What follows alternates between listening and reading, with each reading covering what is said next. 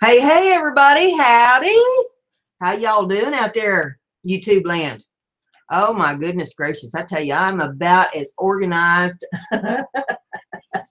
as ain't nothing ever seen. Man, this is a week where the cat got its tail caught in the ringer. My goodness gracious. Oh, man. Well, let me shut that off. I don't want to hear myself twice. Bad enough to listen to myself once. Oh my goodness. Well, I don't know if anybody's going to join me here or not. It says one's watching. We'll see. This is impromptu, really. I've been meaning to do this all week, and it's been one blasted thing after the next. This is what happens when you get into a holiday week. I'll tell you. I don't even know where to begin. I don't even think you want to hear it. This has just been one heck of a week. 4th of July, fireworks with, feeling like you're being shot at every 10 seconds or less. Well, it was Wednesday night after the 4th of July. Somebody set off 138 of them. I don't know if they're M80s or what they are, them big old loud firecrackers. 138 of them in about 36 minutes. I'm wore out. I'm wore out from taking cover. You don't know if it's really, fireworks or if somebody's actually shooting at you. This neighborhood generally isn't too bad, but man, oh man, around 4th of July, you think you're in the war zone. Oh, they had the parade uptown the other day. And now you have to understand, I'm in Amish territory, okay? This might be the county seat, but it's a small city.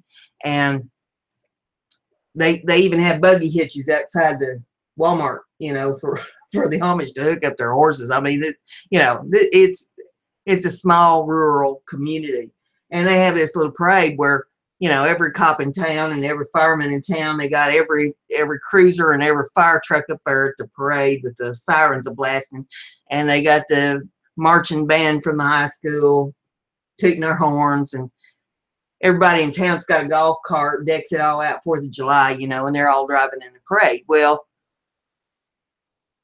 first couple years I lived here, I went up to look at it, and after that, it's pretty much the same thing. So yeah, I don't even bother to look at it. And I'm only a block from downtown, so I hear all of that going on. And all of a sudden, I'm sitting there, and the top of the house about comes off with a jet flying so low. I thought it took the roof right off the house. Scared my animals half to death. And the next day, I was out doing some shopping, and I talked to a lady up at the garden center, and she told me that jet that flew over was part of the parade. Now, we're an hour from any large, what you would consider a large city, and little rural community. And I'm wondering what in the world warrants a jet flying over for a little country parade. I don't understand. Somebody have to explain that to me, because I mean, I'm not against being patriotic and any of that kind of thing, but we need to start getting around reality here. What in the world? So in the meantime, I have been trying to create, and I don't think I've done too bad of a job. I've created a few things this week, although, my nerves have been frazzled. So, keep that in mind when you see the things that I've made, that Lord have mercy, poor thing, her nerves on edge. No wonder it looks the way it does. But I'll show you some of the stuff that I've come up with here, and maybe it'll give you some ideas for some of the things that you want to do.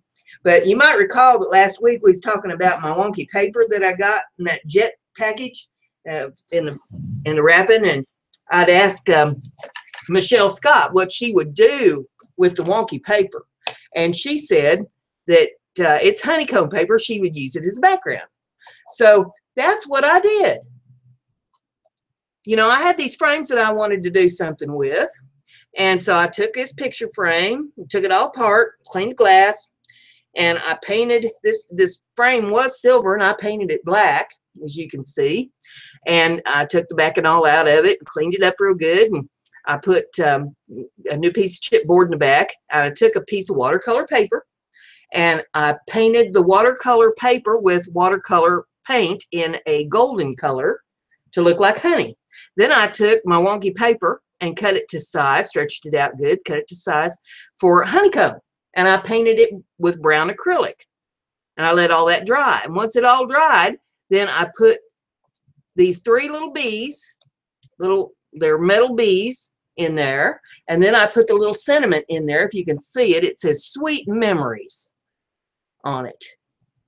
And then in these 2 corners of the shadow box frame part, I put a couple little dragonflies, little charms. And then I put the whole thing together. And I put some flowers up here in the corner of the frame. And down here, I put a leaf and I put a butterfly. Now, this is actually mounted on the glass, these flowers and the butterfly with the leaf. And this is just so cute, I think. I mean, you know, there's other people might not think so. They don't have to look at it. But I thought that was just a really cute idea for my wonky honeycomb paper. So leave me comments. Let me know what you think about my little shadow box picture. Then, let's see, what all else did I work on this week? Well, I worked on, you might recall I had these bobbins that I'd cut out of cardboard for my lace. And I've got to get them covered. Well, I covered 2 of them. This one I covered with regular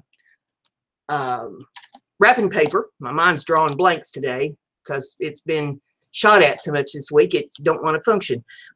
But I've covered this with regular wrapping paper, and I'll tell you, these, since they're an odd shape, they're kind of difficult to wrap to get all these corners cut right.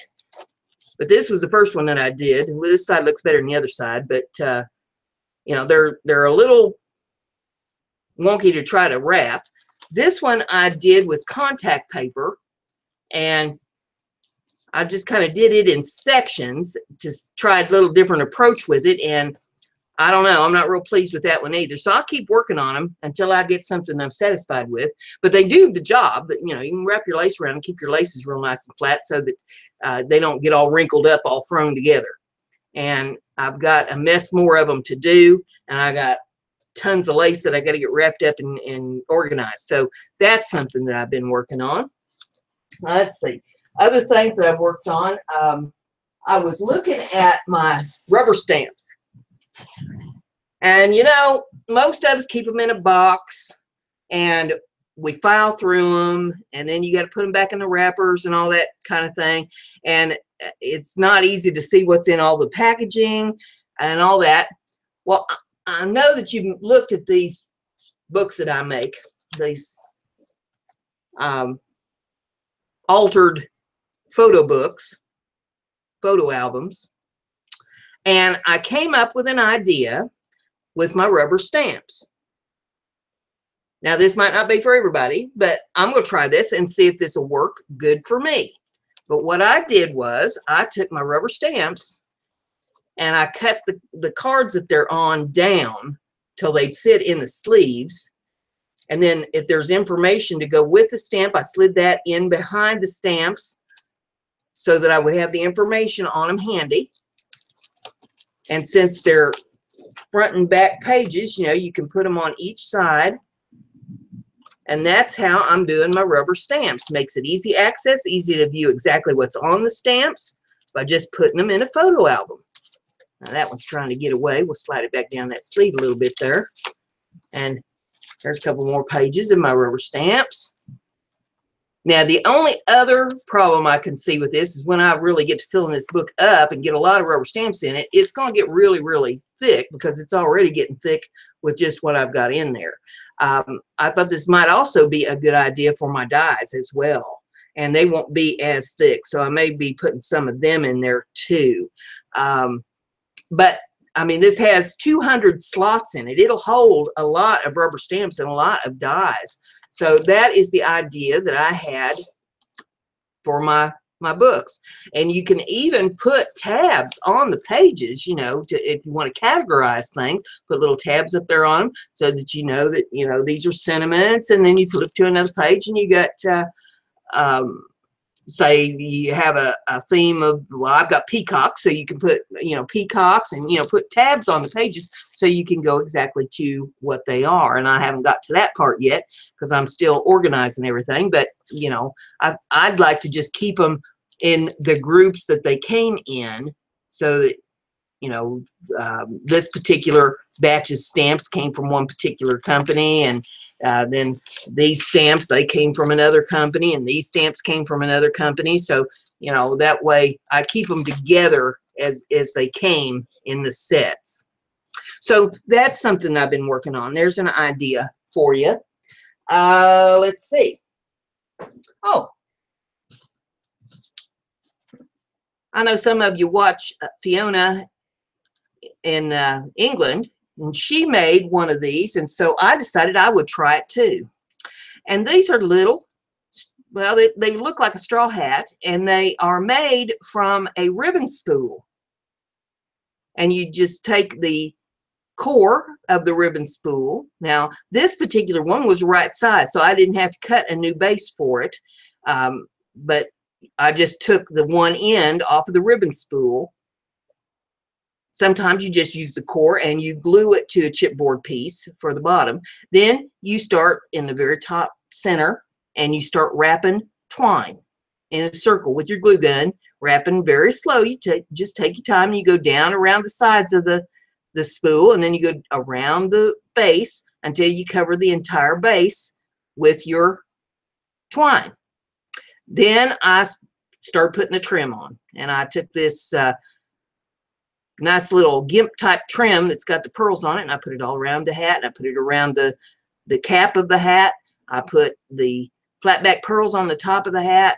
I put some little flowers and scrap of lace and some ribbon as a little tail on the hat.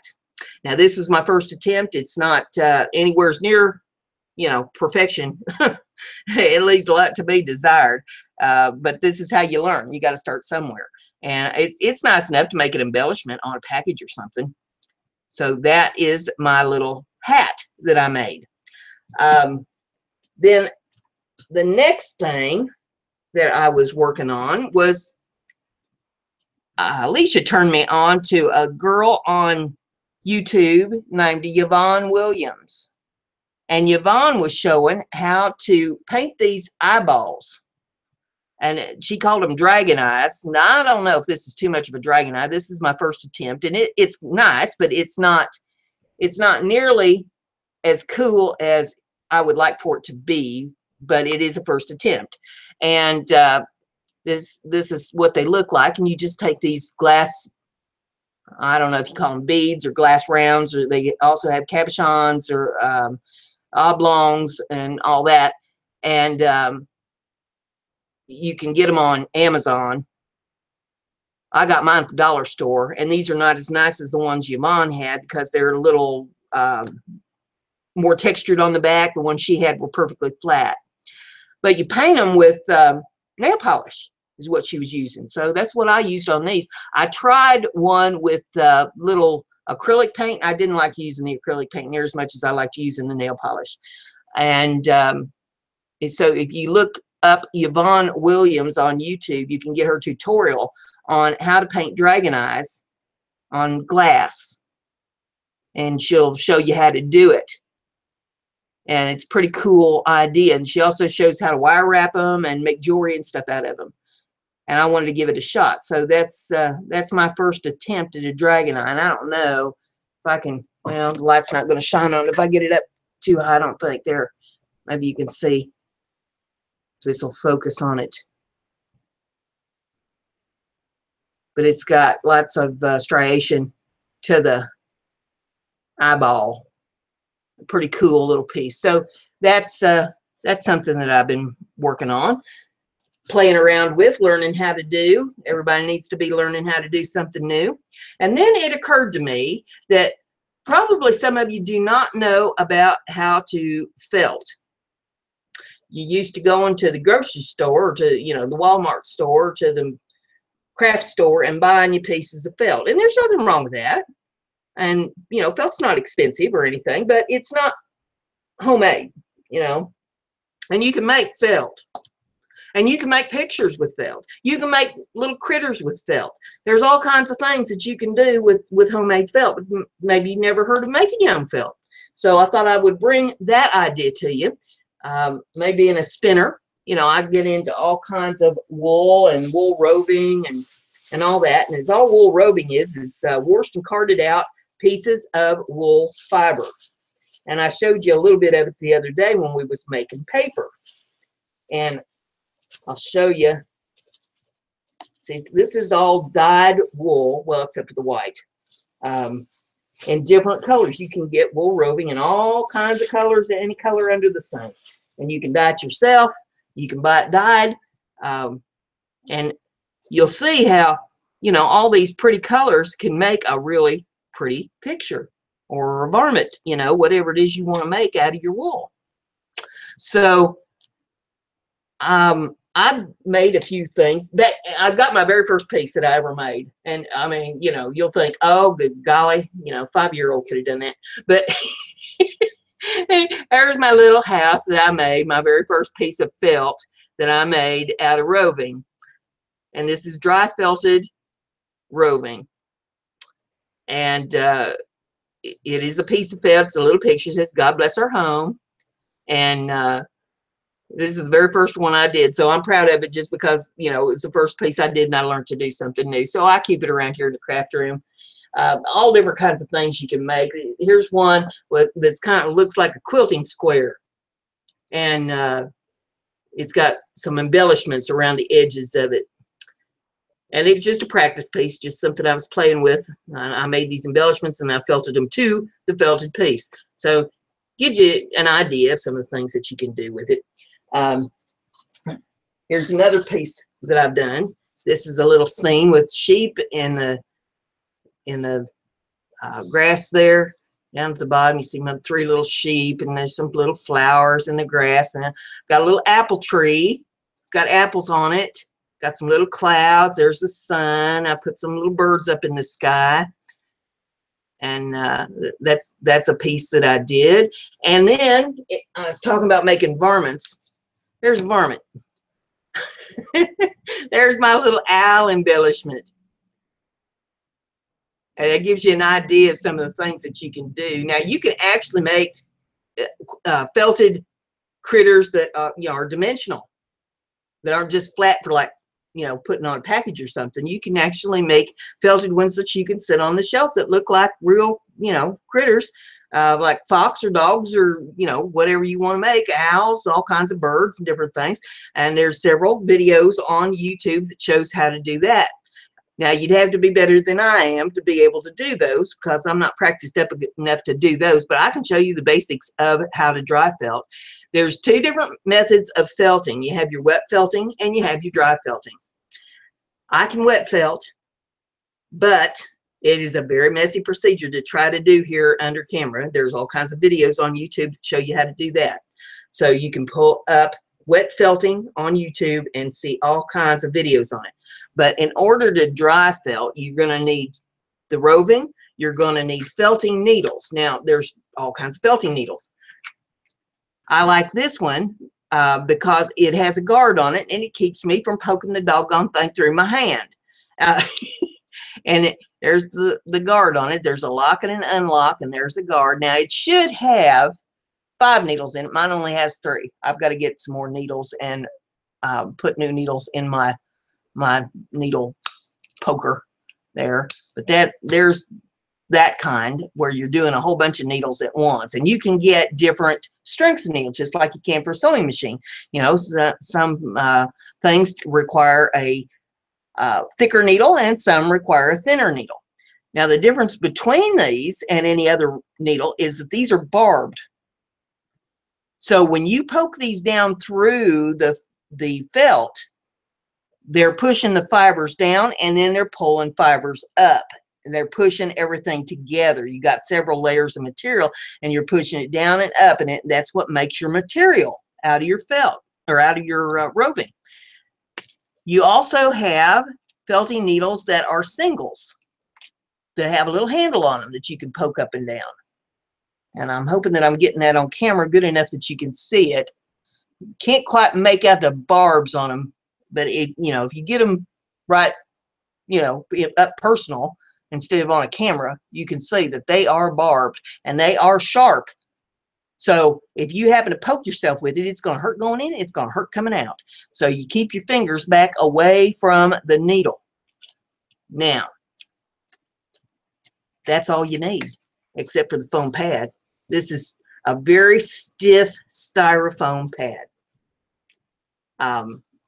You can get them in about any craft store where they sell needle felting materials. You can get them in a lot of your fiber crafting stores. There's a lot of places that you can get them. Just look for a needle felting pad, and you get them in different sizes.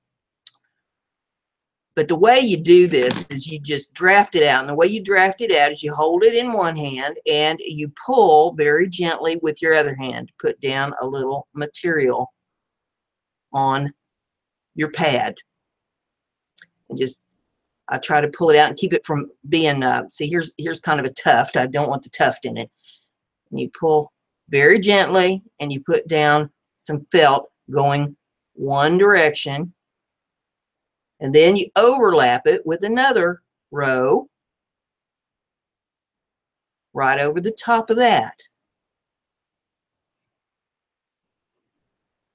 Like so. Then you're going to pull and lay down going the other direction.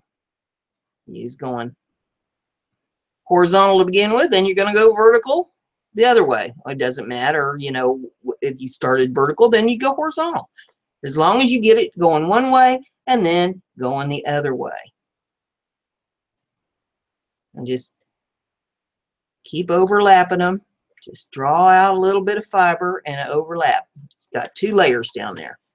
Now, I start there before I start adding colors and stuff to it. I want to get this tacked down to the board. So you take your tool and you just start poking. And you poke and you poke and you poke.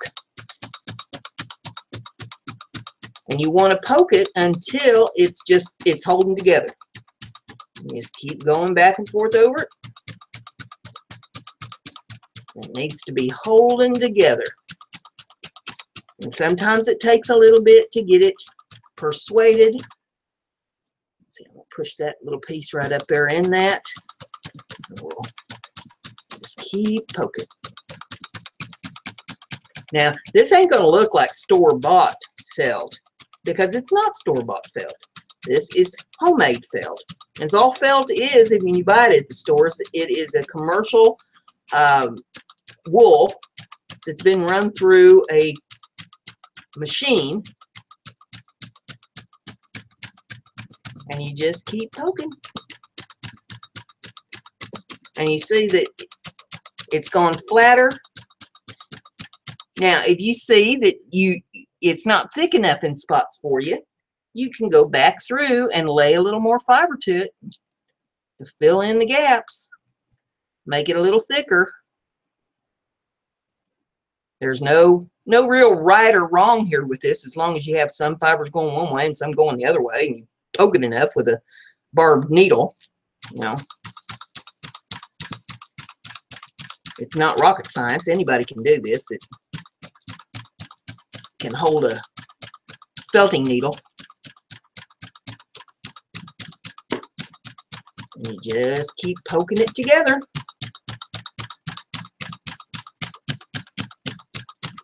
Now, the idea is here, if you want to know, well, how do I know when it's done? How do I know when to stop? You want to say that, you can tell that it's poking down good and that there's not a bunch of fiber sticking up out of it. That it's all holding together. You want to be able to grab a hold of it and not have it, see, this is coming back up. So it shouldn't be coming back up. If it's coming back up, you got to poke it some more. Boy, this would give a whole new meaning to Shelley and her man, old Poopsie. He calls her Pity Pat.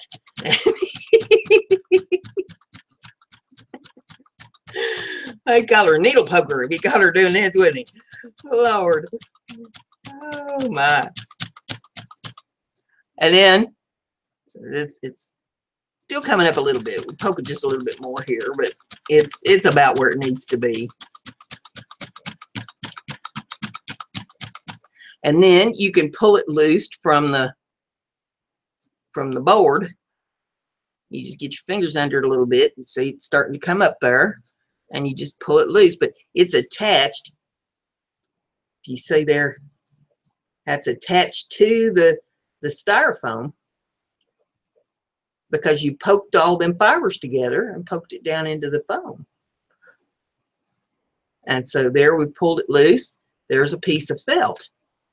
Now I could have poked it longer, made it flatter, but that is your basic piece of felt. This is a little thin right there, but this is a demo piece, so it don't really matter. But that's how you felt. Then, if you wanted to make a critter or something out of a piece of felt, when you lay down your felt on the board, you just start forming it into the shape that you want to form it in, and then you go to poking, and if it's not poking where you want it formed, you just pull it back up, place it where you want it to go. I start my little embellishments like this with white. That gives me my basic form. Then I start laying on the fiber for the colors that I want. In this particular instance, I had some black that I put up here on the sides of the head, and then I put a piece of black down for the belly. I felted those in. Then I laid a piece of black on, or a piece of brown on the cheeks, and a piece of brown for the wings, and a piece of brown for the horns on the horned owl, and laid them in. I felted all that together. Then I put in the eyes and the pupils and the beak on the owl and felted them in. Then when I got it all felted up the way I wanted it, in the right shape that I wanted it in, I pulled it up from the pad and I eased the edge of the beak up just a little bit to give it a little more dimension. And that was my little owl. But you can make anything you want to make. Mice, chickens, you know, whatever you're into, unicorns, it doesn't matter. You got all kinds of colors that you can choose from when you go to needle felting, so that you can make the things like I did with the, I'll put this back up here again so you can see it, but the you can, you know, lay in your sky, lay in your grass. You got a couple different colors in your sky colors. You can do that. And your grass colors, you can, you know, variate that a little bit. I'd put yellow flowers in mine. You can put whatever color flowers you want to put in it, as long as it shows up against the grass. And then you put your little shapes for your sheep, put their little heads on them, and put some little eyeballs on them. My tree was just a brown trunk. And then over top of that, I laid in for the shape of the tree that I wanted. And after I got that all felted in, I laid the apples on it and I felted them down. Got into my sky part of it and put in the blue. I put in the sun. I put in the tree, or the clouds, and I laid a couple birds in there and felted all of that together. And you'll see on the back of it, it is white, basically, in the back where you see the colors coming through. That's where it's felted through, where the needles just pushed it right up through the white. So that is how you needle felt, and it's not a difficult thing to do. It's a lot of fun. It can be very relaxing, because if you've got a lot of aggression, I mean, you know, if you've been out in traffic and somebody ticked you off, if you've had some kind of problem with somebody, you can just sit there and punch the dickens out of that wool, and it takes abuse, you know. You just abuse the hell out of it, and you feel so much better when it's over. All your aggressions are worked out. So that's my intro to needle felting. You can get way better at this than I am. I just tend to have so many things going on all at once, so many different projects at one time, that I don't spend a whole lot of time with one to perfect them. And I think that, you know, that can be a blessing and it can be a detriment at the same time. But you know, these are good enough that, you know, you could use them for an embellishment on a package. You know, maybe if somebody likes them good enough, they can frame them and put them on the wall. Lots of different things that you can do with them. You can use them in a blanket. You know, if you're making a big old felted blanket, you can felt these into it for your squares on your blanket. You know, make somebody a nice Christmas present that way. So, you know, there's all kinds of ideas. If you got more ideas, feel free to leave them in the comments section. And, you know, give me some ideas as well on things that you would use them for. But that kind of concludes what I've been up to here this week, other than ducking for cover with the fireworks going on. My goodness, I'm glad that that's over with, because I'm getting too old to duck very far. I don't drop and roll the way I used to. So with that, I'll bid you ladies adieu, and I'll see you tonight. Shelly's having a Christmas in July show where she's showing how to make something. I don't know what she's making, but she said for everybody to show up tonight. It'll be 9 o'clock Eastern time tonight, and that's Friday night, in case you're wondering. Friday, July the 7th. This is 7/7 day, and you know, I'll see you over there with Crafting Mamas at 9 p.m. Y'all have a good evening.